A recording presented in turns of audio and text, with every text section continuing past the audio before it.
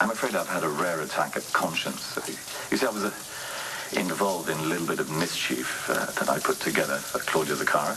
I just couldn't resist, you know. It was such a clever game, and the stakes couldn't have been higher. So here goes. Before my little boat trip to nowhere, I hid a series of DVDs in the home of Sonny Corinthos. Nerds. I mean, the idea was for Claudia to find them, you know, to hunt them down as if her life depended on it, which in fact it does. I mean, she may have found them by now. And then it occurred to me, a bit late, of course, that you and Carly might be profoundly affected by the information on the DVDs. I genuinely had not considered that part of the experience. I mean, Carly is the best thing that happened to you, Jax. You know, I hope you're back together, actually. And actually, if she's around, you might want to hit the stop button. Here we go. A while back, Claudia and I did some business together. Get to the point already. Claudia wanted someone to shoot Sonny, which, of course, I thought was a fool's errand. I was working with Ian Devlin at the time where we needed to move a significant amount of product.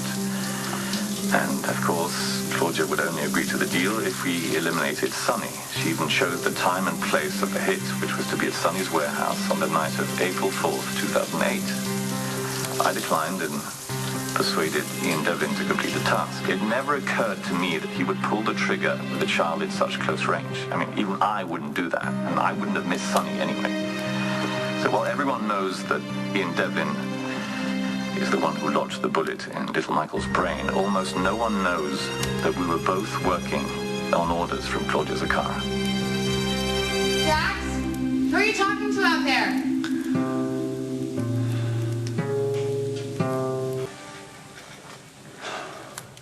Jax, is everything okay? Yeah, everything's fine.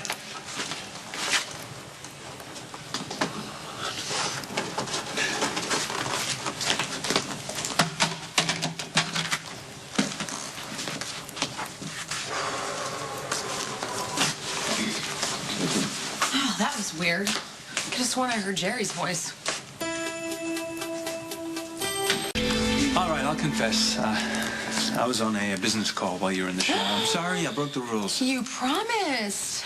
Oh, is it bad news? Yeah, it could be better. Was it the Berlin deal? I don't really want to talk about negative stuff right now. It's fine. Well, I don't really want to be selfish. And, you know, if I'm going to be a good wife, I need to take the good with the bad. So it was the Berlin project, wasn't it? I'm so sorry. I know how excited you were about that. No, it's okay. It's just a zoning problem. I'm sure that they'll figure it out. You know what? When you're annoyed, you sound just like your brother. Really? Mm-hmm. I mean, at least you did from the other room. Thank God you're nothing like him. Yeah, well, I try not to be. No comparison. I'm sorry, I don't mean to speak ill of the dead, but I just think your brother took advantage of your love for him. And that is all that I'm going to say about your brother. Vals, come sit next to me. Hi.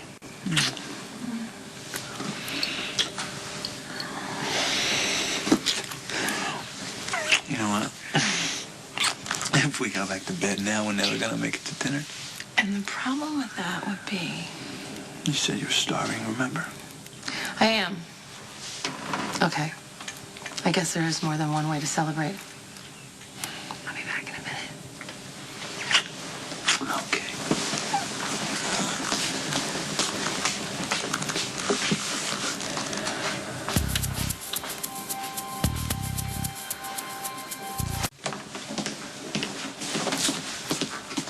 So, do I look like a newlywed? Look absolutely beautiful. You seem distracted. No, I was just thinking. I was thinking about how I can't believe that I considered ending our marriage. I guess it takes nearly losing something to realize how precious it is. Hey, none of that. The point of renewing our vows was looking forward. Right. Not looking in the past. And hey, one of the best things to come out of our marriage almost crashing and burning was this. Me being in your arms. This is where I belong. And complete trust. You taught me that. Right. Well, I can't promise that I'll be perfect. Oh, but we can promise to try. I know that I'm always going to turn to you first instead of trying to fix things on my own because that always gets me into trouble. And most importantly, I promise you, never keep a secret from you again. No more secrets, I'm sorry. Okay.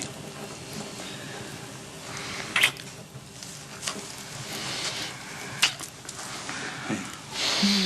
If we don't leave now, we're never going to get out of this room. You're right.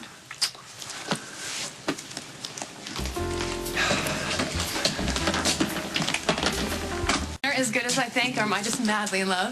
I think it was a little of both. You know what I think? I think we should renew our vows every week. We don't have to do that. We just have to make time for each other. You're right.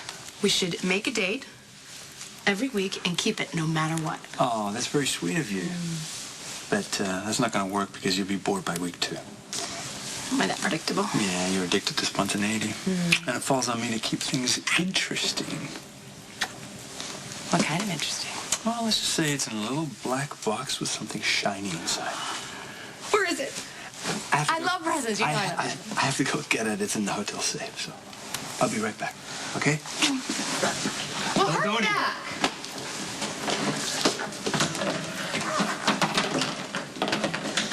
Left it in the hotel safe.